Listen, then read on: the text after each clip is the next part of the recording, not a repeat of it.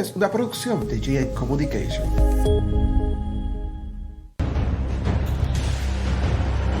To believe that you can make a difference. Hard work of change. You are the best supporters and organizers because you did change the world. I want to build the wall. We need the wall. The Border Patrol, ICE, they all want the wall.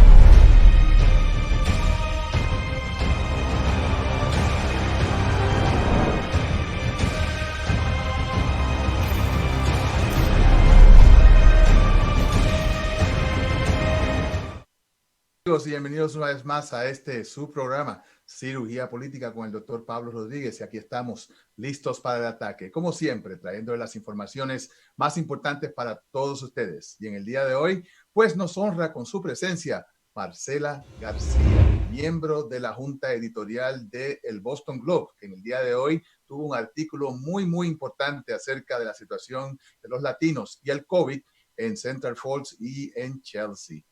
Marcela ha estado trabajando en la prensa por mucho tiempo. Se unió al Boston Globe en el 2014.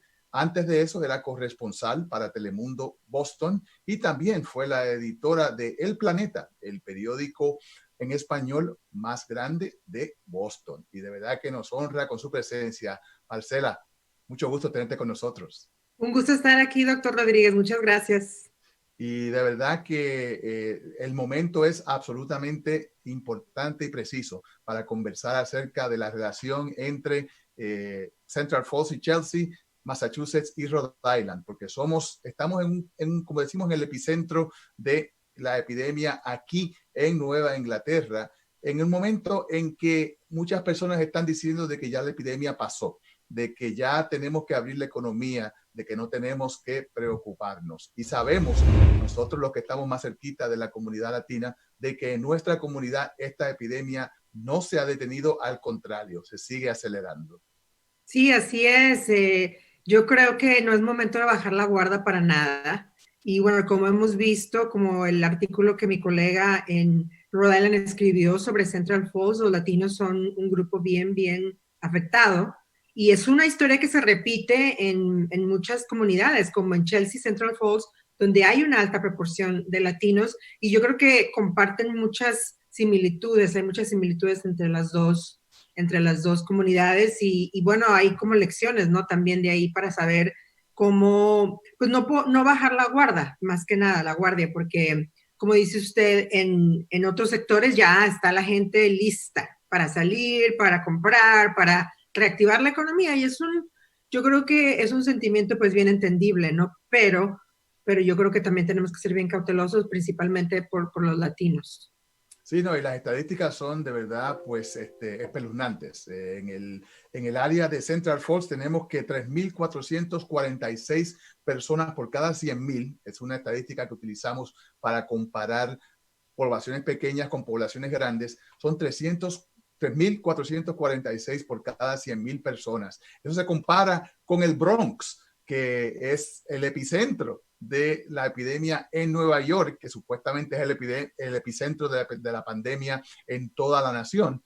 Ahí solamente digo, porque son muchísimos, 2,840 y pico en el Bronx. En Chelsea la cosa es aún peor. Estamos hablando 6,000 y pico de personas por cada 100,000. De verdad que esto, cuando uno lo ve de una manera objetiva, como un médico, como una persona, como un periodista, como una persona que está viendo esto en términos de la salud pública, esto es una crisis en estas comunidades. Y hay muchísimas razones por las cuales esto está pasando en nuestra comunidad. Sí, más de 6,000 casos, más de 6,000 personas por 100,000 habitantes en Chelsea. Es una cantidad astronómica, como usted dice. Y yo creo que en Chelsea empezó un poco más antes lo que es la infección, pero también yo siento que se dejó pasar un buen tiempo sin que las autoridades reaccionaran. Y cuando digo autoridades me refiero, yo creo que más que nada al Estado, porque localmente pues sí sí se sabía pues que esto estaba pasando, pero a nivel estatal hubo muchos huecos en la respuesta que dejaron que de pronto la opinión pública o el público no supiera hasta qué grado estaba llegando la infección en Chelsea. Y pues mientras tanto la gente iba y venía. Yo me recuerdo a principios de abril, cuando yo escribí una columna sobre, precisamente dando a conocer que Chelsea era el epicentro, porque el Estado no había dicho, no había dado a conocer cifras comparativas para uno poder decir, bueno, Chelsea está así, Brockton, otras comunidades, Boston. No, ellos no habían dicho, sino que a uno le tocó sacar los datos, y fue justo después de que el hospital Mass General Hospital dijera que, como usted sabe, Mass General es uno de los hospitales más importantes a nivel nacional y regional. A nivel mundial. Ahí el Mass General unos días antes dijo que reveló por primera vez que del 35 a 40% de sus pacientes con casos de coronavirus eran latinos, cuando en realidad normalmente ellos ven a menos del 10% de todos sus pacientes son latinos. Entonces, sí era una cifra bien, bien espeluznante, como dice usted. Entonces, bueno, ahí fue donde todo el mundo empezó a decir, ¿pero cómo? ¿Qué está pasando? Y entonces ahí fue donde se supo, bueno, que Chelsea tiene una cantidad enorme. Pero yo me recuerdo que yo fui a Chelsea porque yo tengo una amiga que ella trabaja como janitor. Ella es, de hecho, la janitor de la oficina del Boston Globe. Es amiga mía, yo me hice amiga de ella. Y prácticamente toda la gente en su casa tuvo coronavirus. Ella estaba muy enferma. El esposo todavía está en el hospital. Ya va para 2 meses en el hospital. Es un señor joven de mi edad. Tiene 42, 43 años, pero tiene problemas cardíacos, tiene problemas de sobrepeso, tiene diabetes, y entonces todo esto, cuando le dio el virus, pues bueno, tiene ya 2 meses en el hospital conectado a un ventilador, y toda su familia también. Entonces yo le llevé despensa porque no tenían para comer, no tenían nada, ellos no estaban trabajando, el esposo en el hospital. Le llevé una despensa, y me sorprendió ver a la gente en Chelsea afuera como si nada. Todavía los negocios estaban abiertos, los supermercados estaban abiertos. Estamos hablando de principios de abril, finales de marzo. Entonces, esto le cuento para darle una idea un poco de que yo concluyo que en realidad la respuesta de las autoridades fue un poco tardada, y yo creo que esto definitivamente impactó en la tasa de infección. Definitivo. No hay duda alguna, y esta es la experiencia que estamos viendo aquí en los Estados Unidos. O sea, tenemos localidades como Corea del Sur, donde el primer caso de COVID llegó el mismo día que llegó aquí a los Estados Unidos. Entonces, ¿qué vemos en Corea? En Corea inmediatamente se empezaron a hacer pruebas, se empezaron a planear cómo vamos a manejar las personas infectadas, cómo vamos a aislar los que estén infectados de los que no lo estén, cómo vamos a proteger las familias. Y Corea del Sur llegó el momento en que la semana pasada hubo 3 días donde no tuvieron ni un solo caso. Y nosotros todavía estamos subiendo en términos de los casos y en términos de las muertes, no solamente en la ciudad de Nueva York, ahora se está extendiendo a nivel nacional. Entonces, eso es lo que la gente tiene que ver, que una epidemia como esta depende no solamente de la acción que se tome, sino que de la acción que se tome en el momento en que se tome. Porque una vez la epidemia pasa de cierto número de personas infectadas, ya las intervenciones tienen que ser diferentes. Y entonces en eso es que estamos en este momento, donde ya no podemos detener y aislar la epidemia, tenemos que mitigarla en la mejor manera. Y estamos viendo entonces que en la comunidad latina es donde esa mitigación tiene que ser llevada de una manera mucho, mucho más efectiva y mucho más activa.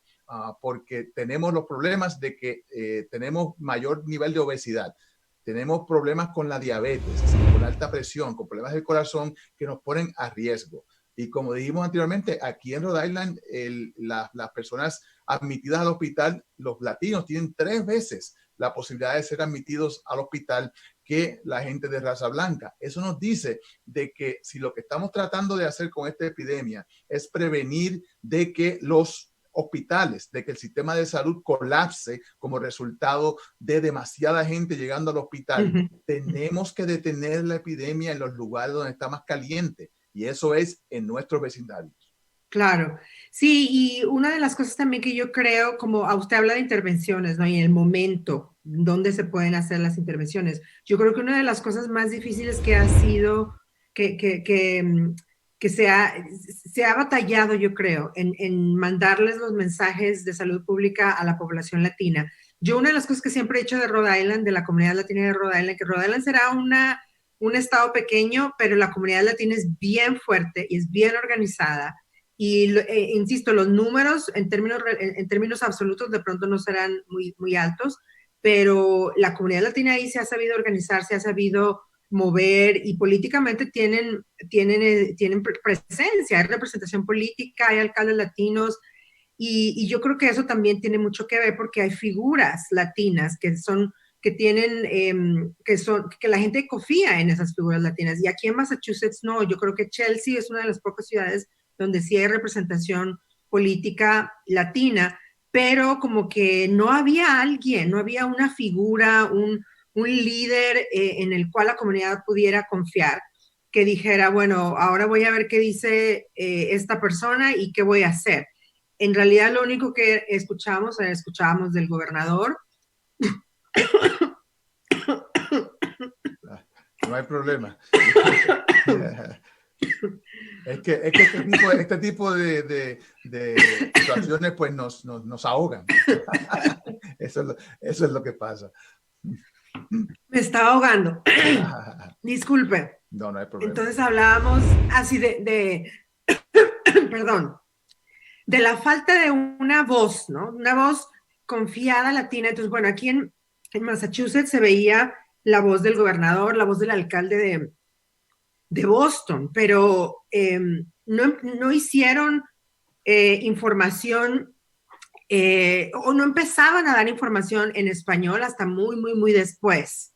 Entonces yo creo que ese hueco o ese vacío de información entre los latinos en su idioma representó también un factor, ¿no? Porque la gente no sabía qué hacer, no sabía si era recomendado usar tapabocas o cuándo, o si podían salir, si podían ir a visitar al vecino, al abuelito, etcétera. Entonces, ese tipo de cosas contribuyeron. Y como le digo yo en Rhode Island, yo creo que, insisto, hay una presencia latina más fuerte. Yo siempre he dicho que bueno, senadores y representantes estatales ha habido mucha presencia latina y todo eso ayuda a que la respuesta en las comunidades latinas sea un poco más efectiva, yo creo. Claro que sí. Nelly Gorbea, secretaria de Estado, puertorriqueña, o sea, la primera mujer latina electa a un cargo estatal en Nueva Inglaterra. De verdad que esto ha sido algo que de verdad estamos muy orgullosos del Estado, pero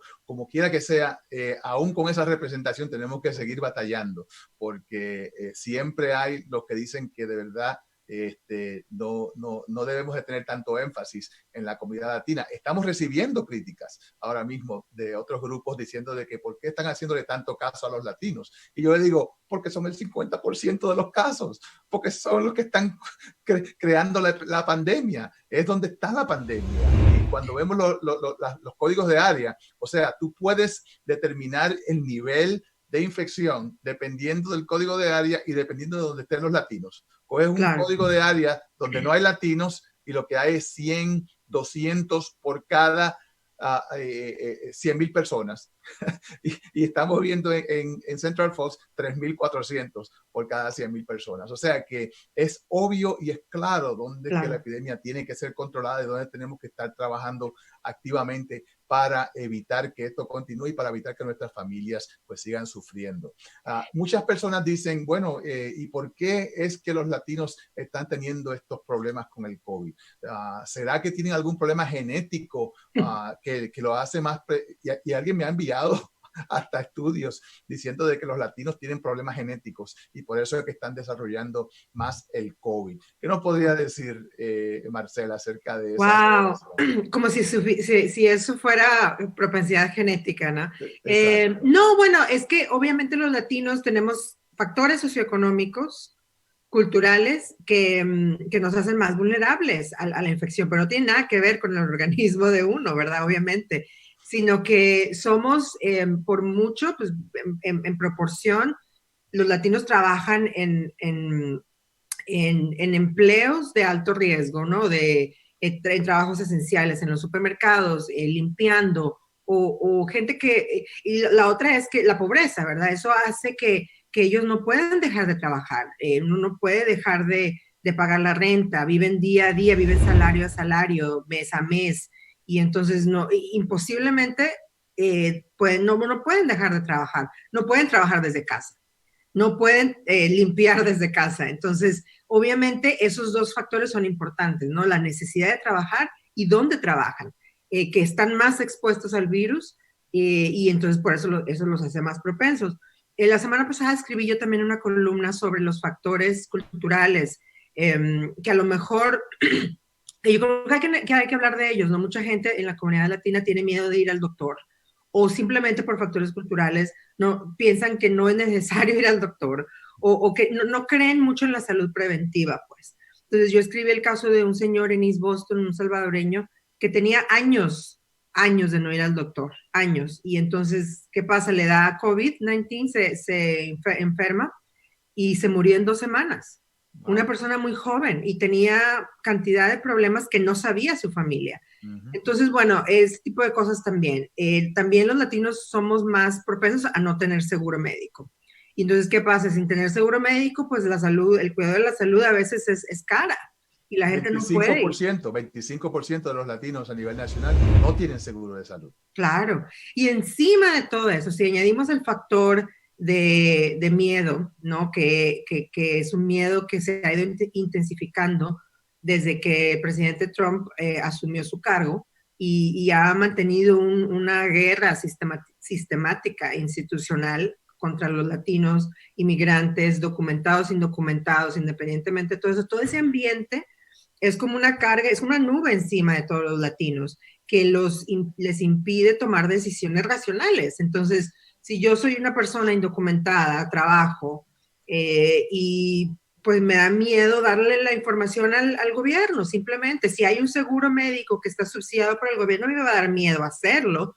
Entonces, ese miedo yo creo que es un factor que no se puede descontar tampoco, que la gente tiene miedo de buscar el cuidado a la salud por estar expuesto y pues por ser deportado prácticamente, ¿no? Entonces, todos esos factores encima uno del otro, eso es lo que hace, yo creo que la comunidad latina es mucho más vulnerable. Y claro, no hay que generalizar, pero yo creo que es sin duda alguna, eso es lo que nos hace más vulnerable al virus. Y son cosas que a veces a veces el mismo sistema pues hace cosas que en verdad no se dan cuenta del efecto que esto tiene. Por ejemplo, aquí en el estado de Rhode Island, tan pronto se inician las pruebas masivas, CBS hace una carpa y entonces no tienen suficientes personas para manejar las pruebas. ¿Y a quién llaman? A la Guardia Nacional. Entonces tenemos personas uniformadas atendiendo estos centros de prueba.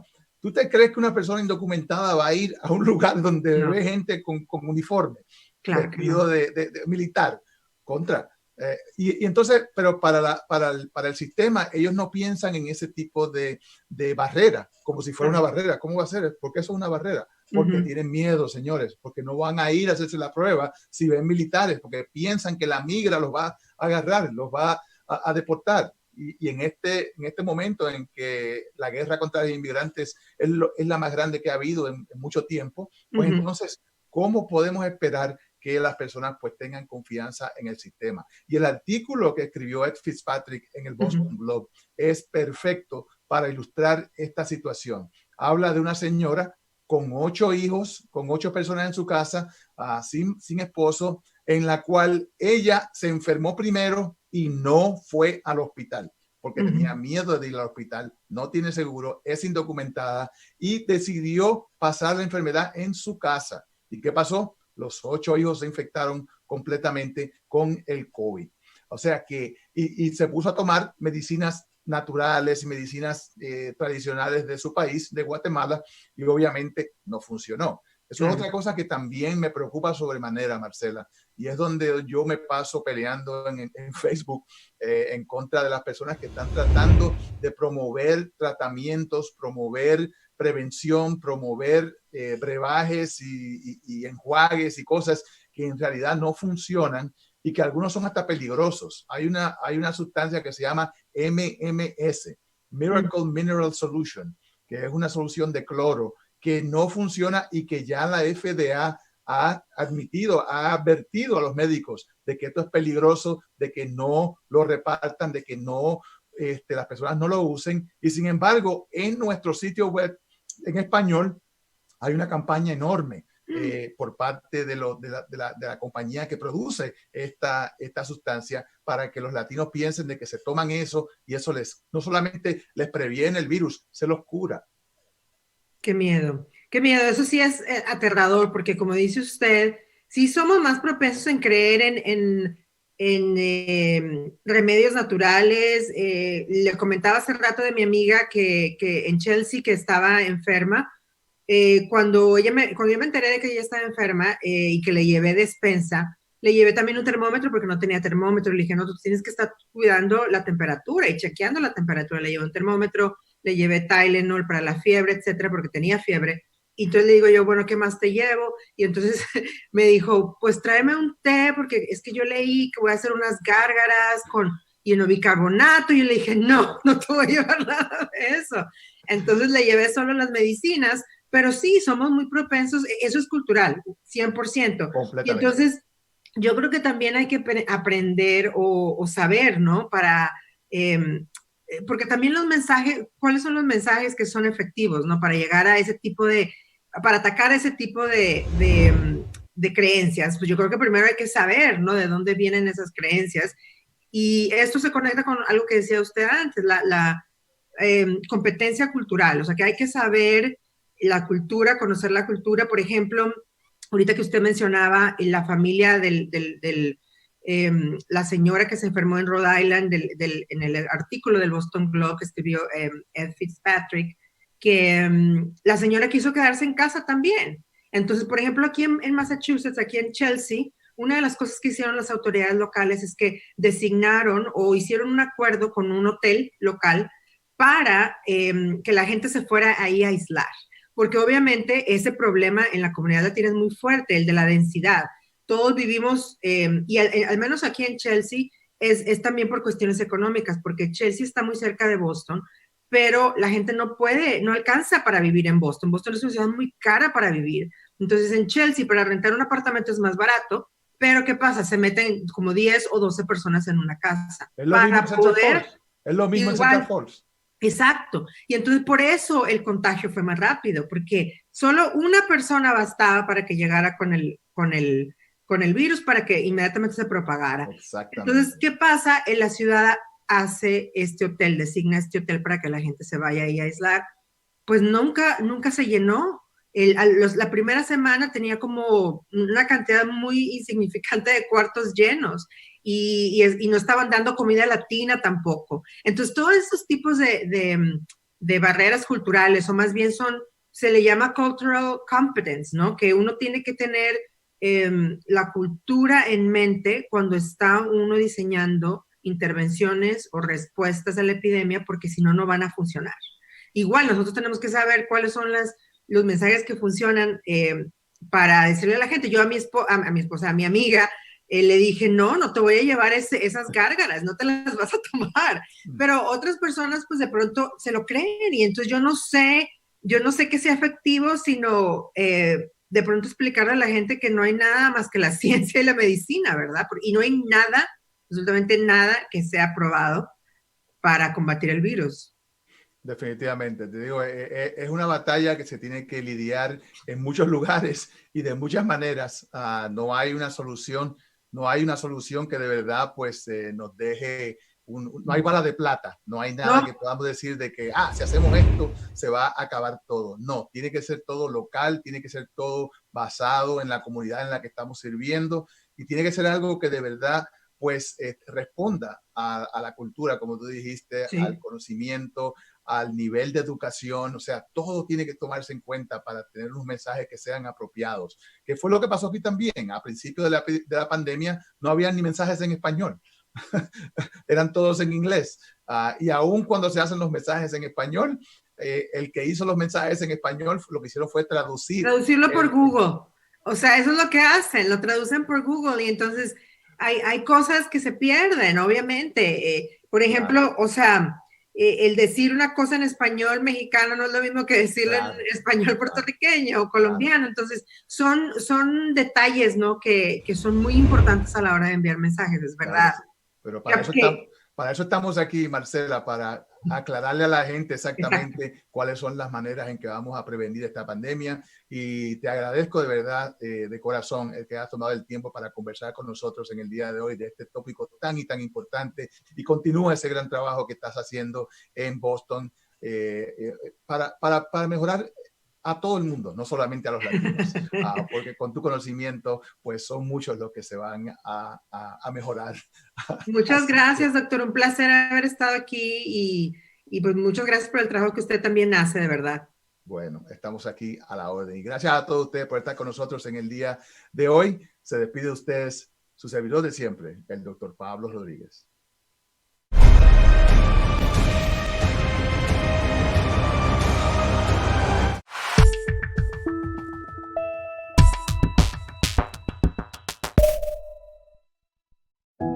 En todos nuestros vecindarios hay personas que necesitan ayuda.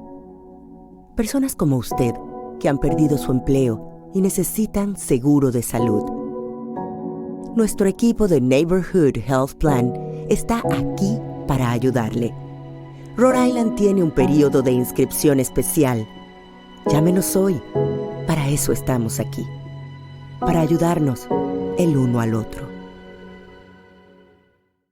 El censo es el proceso más importante que hace el gobierno de los Estados Unidos para planificar el desarrollo económico de la nación en los próximos 10 años. Es fácil, es rápido y es seguro. Y se puede completar en línea, por teléfono o simplemente llenando el sobre que llega a su hogar y enviándolo por correo. Para la comunidad latina es muy importante hacerse contar y ser parte de ese desarrollo. El censo es tarea de todos. Saludos amigos, les habla su servidor de siempre, el doctor Pablo Rodríguez, invitándoles a que se unan a nosotros en el nuevo segmento de Nuestra Salud, El Aprendiz Médico, todos los martes a las 2 de la tarde a través de Rode Informa en Facebook y todas nuestras redes sociales. Los esperamos.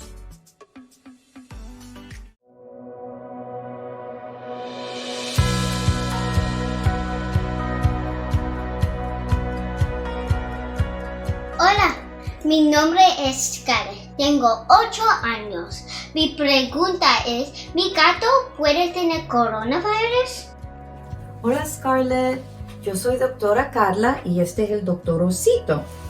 Gracias por tu pregunta sobre los gatos y el coronavirus. Los gatos pueden infectarse con coronavirus si una persona que está enferma tienen un gato en casa. Lo más importante es si alguien en casa está infectado con coronavirus. El otro nombre de coronavirus es COVID. Si una persona en casa tiene COVID o coronavirus y tienen un gato, es muy importante que esa persona no se acerque al gatito. Porque si esa persona está tosiendo o destornudando, la saliva de esa persona se puede caer en el pelito del gatito. Es importante, si alguien en casa está enfermo, que se queden en su propio cuarto, que se laven mucho las manos y que se pongan una máscara también. Y que tengan otra persona para cuidar al gatito. También, si un gatito se enferma, no hemos visto que un gatito puede pasar el virus a una persona. Es muy importante para tú quedarte saludable y sanita y siempre lavarte las manos con jabón por 30 segundos o usar esta gel para limpiarte las manos, ¿ok? Gracias por tu pregunta, Scarlett. Cuídate.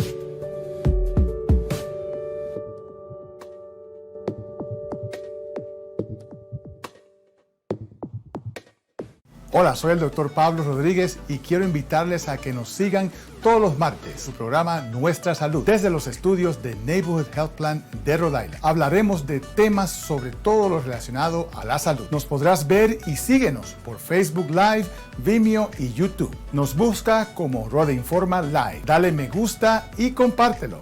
Mantente informado 24/7 con Rhode Informa. Búscanos en internet en www.rhodeinforma.com y verás las noticias locales, las noticias nacionales, las noticias internacionales.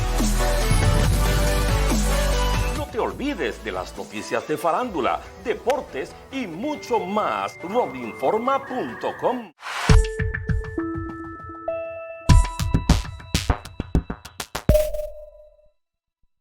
Esto es una producción de GA Communication.